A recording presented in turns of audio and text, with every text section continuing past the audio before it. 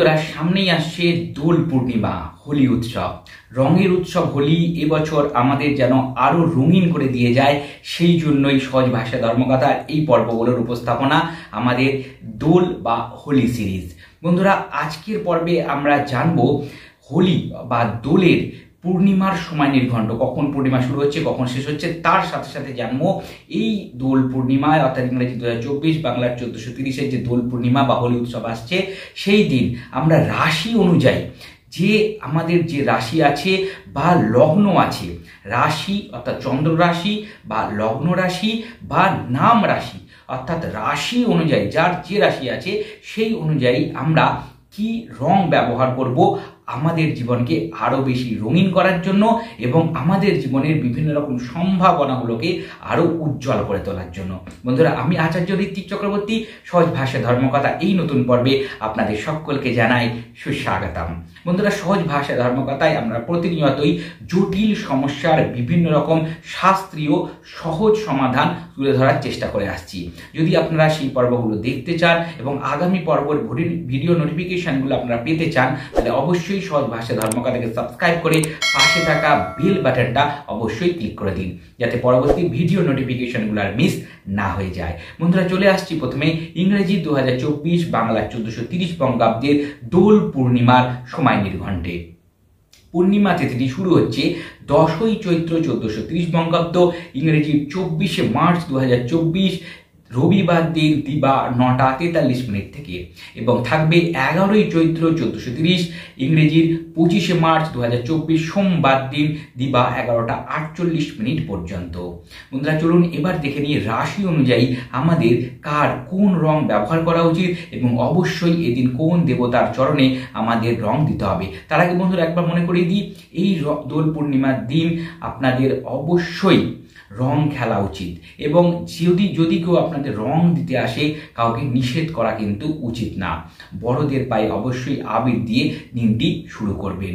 দেবতার পায়ে, আপনার ইষ্টদেবের পায়ে অবশ্যই আবির চড়াবেন এই বিশেষ শুভ দিনে এবং রাধা কৃষ্ণকে তো অবশ্যই আবির দেবেন। যাদের আবিরে কোনো সমস্যা আছে তারা ফুলের পাপড়ি দিয়েও এই দিন দেবতার চরণে সমর্পণ করে ফুলের পাপড়ি দিয়ে হোলি খেলতে পারেন, দোল খেলতে পারেন। কিন্তু আমি আজকের বলা বিশেষ রঙগুলি ব্যবহার করতে বলছি বিশেষ উদ্দেশ্যে, কিন্তু আপনারা যে কোনো রং দিয়েই অবশ্যই এই দিনটি আনন্দের সহকারে কাটাতে পারেন, কোনো সমস্যা নেই। বন্ধুরা, চলে আসছি রাশি অনুযায়ী। প্রথম রাশি মেষ রাশির লোকেরা এই বিশেষ দিন হলুদ রং ব্যবহার করুন। আপনাদের আবিরে হলুদ রঙের আবির যেন থাকে এবং হলুদ রঙের আবির দিয়ে এই বছরটা অন্ততপক্ষে অবশ্যই রঙিন করে তোলার চেষ্টা করুন নিজেদেরকে এবং পরিবারের সকলকে। বন্ধুরা, এই বিশেষ দিনে আপনারা হনুমানজির পায়ে অবশ্যই আবির চড়াবেন। যারা মেষ রাশির জাতক বা জাতিকা, সুখ সমৃদ্ধি এর ফলে আপনারা প্রাপ্ত হবেন। যারা বৃষ রাশির জাতক জাতিকা, তারা কেরিয়ার যদি ভালো করতে চান, কেরিয়ারে যদি উন্নতি পেতে চান, তাহলে অবশ্যই নীল রঙের আবির অবশ্যই এই বছর একটু স্পেশালভাবে ব্যবহার করুন। অন্যান্য আবিরের সাথে যেন নীল রঙের আবির অবশ্যই থাকে এবং মা লক্ষ্মীর পায়ে অবশ্যই আবির দেবেন। যাদের মিথুন রাশির জাতক জাতিকা, কর্মপ্রাপ্তি হচ্ছে না, চাকরি পাচ্ছেন না, অনেক রকমের আবির রং তো ব্যবহার করবেন, তার সাথে সাথে গোলাপি রঙের আবিরটা কিন্তু ব্যবহার করবেন। গোলাপি রঙের আবির ব্যবহার করতে কিন্তু ভুল করবেন না মিথুন রাশির জাতক জাতিকা। যদি আপনাদের চাকরি সংক্রান্ত সমস্যা থাকে, চাকরি পেতে সমস্যা বা চাকরি করতে গিয়ে কোনো সমস্যা হয়ে থাকে, এবং দেবাদিদেব মহাদেব শিবকে অবশ্যই এবছর আবির দেবেন। বন্ধুরা, চলে আসছি তারপরের রাশি কর্কট রাশির জাতক জাতিকা। ধন সংক্রান্ত সমস্যা, ধনের আগমনের সমস্যা বা ধন হাতে থাকছে না, অর্থ হাতে থাকছে না, টাকা পয়সা থাকছে না, আপনারা সাদা রঙের আবিরও পাওয়া যায় বা একটু ধূসর কালার লাইট কালারের আবির নিন এবং তার সাথে আপনারা গণেশজিকে অবশ্যই আবির চড়ান। যে কোনো হালকা রঙের আবির এবং গণেশজিকে অবশ্যই আবির চড়াবেন। এর ফলে আপনাদের অর্থনৈতিক বাধা দূর হবে। বন্ধুরা, এরপরে আসছি সিংহ রাশির যারা জাতক জাতিকা, তাদের স্বাস্থ্য উন্নতি যদি পেতে চান, কোনোভাবে স্বাস্থ্য কোনো সংক্রান্ত সমস্যা হয়ে থাকে বা অর্থ সংক্রান্ত সমস্যা হয়ে থাকে, লাল রঙের আবির দিয়ে এই বছরে অবশ্যই আপনারা দোল উৎসব বা হোলি উৎসব পালন করুন এবং তার সাথে তামার পাত্রে একটু জল নিন এবং লাল রঙের একটু আবির মেশান এবং সূর্যদেবের উদ্দেশ্যে সেটি সমর্পণ করুন, অর্থাৎ সূর্যদেবকে এই লাল রঙের আবির প্রদান করুন।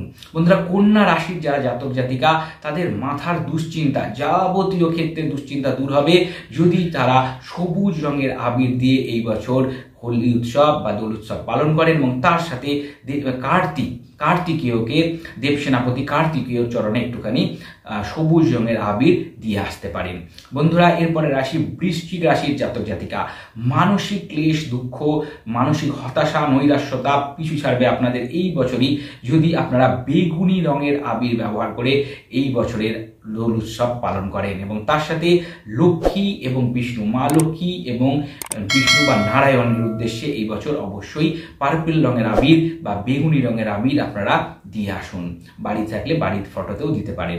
বন্ধুরা, এরপরে আসছি ধনু রাশি। বিবাহ সংক্রান্ত সমস্যা কাটবে ধনু রাশির জাতক জাতিকাদের যদি গোলাপি রঙের আবির ব্যবহার করেন এবং রাধা কৃষ্ণকে আবির দেন। বন্ধুরা, তারপরে রাশি মকর রাশি। কোর্ট কাছারির কেস, আইনত জটিলতা বা অর্থনৈতিক সমস্যা, হতাশা, নৈরাশ্যতা কাটবে আপনাদের যদি মকর রাশির জাতক জাতিকারা হলুদ রঙের আবির দিয়ে এই বছর হোলি উৎসব পালন করেন, দোল উৎসব কাটান এবং তার সাথে মা কালীকে অবশ্যই, মা কালীর চরণে অবশ্যই আবির দিয়ে আসুন। বন্ধুরা, এর পরের রাশি কুম্ভ রাশি। কুম্ভ রাশির জাতক জাতিকা হালকা রঙের যে কোনো রং ব্যবহার করতে পারেন, হালকা রঙের যে কোনো ফ্লেভারের আবির ব্যবহার করতে পারেন। হলুদ হতে পারে, ঘিয়ে হতে পারে, সাদা হতে পারে, যে কোনো হালকা রঙের আবির ব্যবহার করুন এবং মা কালীর উদ্দেশ্যে আবির দিন, শনি ঠাকুরের উদ্দেশ্যে আবির দিতে পারেন এবং আপনাদের সুখ, শান্তি, সমৃদ্ধি এর ফলে অবশ্যই আসবে। পরের রাশি এবং লাস্ট রাশি মীন রাশি। মীন রাশির জাতক জাতিকা যারা আছে তারা কেশর রঙের যে আবির হয়, অর্থাৎ একটু লালচে ধরনের যে আবিরগুলো আছে সেই আবিরগুলো ব্যবহার করুন বা আপনারা হলুদ রঙের আবির ব্যবহার করতে পারেন। আপনাদের সন্তানের উদ্দেশ্যে যে সুখ স্বাচ্ছন্দ্য সেটা আপনারা এর ফলে প্রাপ্ত হবেন এবং তার সাথে আপনারা একটুখানি কমলা, অরেঞ্জ রঙের আবিরও এই যারা মীন রাশির জাতক জাতিকা আছে তারা ব্যবহার করতে পারেন, কোনো সমস্যা নেই। এবং দেবাদিদেব মহাদেব বা শিবের চরণে অবশ্যই আপনারা এই যে রঙের আবির সেগুলো অবশ্যই জড়িয়ে দিয়ে আসুন। আশা করি 12টা রাশির যারা জাতক জাতিকা, সেটা হতে পারে লগ্ন রাশি, হতে পারে চন্দ্র রাশি বা নাম সংক্রান্ত বিষয় থেকে যারা রাশি বার করে রেখেছেন তারা প্রত্যেকেই বুঝতে পেরেছেন এই বছর কোন রঙের আবির দিয়ে আপনাদের দোল উৎসব পালন করতে হবে, যার ফলে আপনাদের জীবন আরও বেশি রঙিন হয়ে উঠবে। যদি পর্বটা ভালো লেগে থাকে অবশ্যই লাইক দিয়ে আমাকে উৎসাহিত করুন, আর যদি মনে হয় এই পর্বটা আপনাদের বন্ধু বান্ধবের সাথে শেয়ার করা উচিত অবশ্যই শেয়ার করে দিন, সকলকে জানতে সাহায্য করুন যাতে এই রঙিন দিন আসছে দোলের যে রং, সেই রঙের যে সৌন্দর্য সেটা সকলের জীবনে যাতে ছড়িয়ে পড়তে পারে। আর বন্ধুরা, আমাদের একটা ফেসবুক পেজে সহজ ভাষা ধর্মকথা, ওখানেও একটা লাইক দিয়ে রাখুন। হিন্দু ধর্মশাস্ত্রের বিভিন্ন মন্ত্রতন্ত্র ওখানে নিয়মিত আলোচনা হয়ে থাকে। আর অবশ্যই সহজ ভাষা ধর্মকথাকে সাবস্ক্রাইব করুন, পাশে থাকা বেল বাটনটা অবশ্যই ক্লিক করে দিন। আগামী দোল উৎসব সকলের ভালো কাটুক, সকলের জীবন সুখ স্বাচ্ছন্দ্য এবং আরও রঙিন হয়ে উঠুক, এই শুভকামনা নিয়ে আগামী দোলের শুভেচ্ছা অভিনন্দন সহ আজকের মতন বিদায় নিচ্ছি। নমস্কার।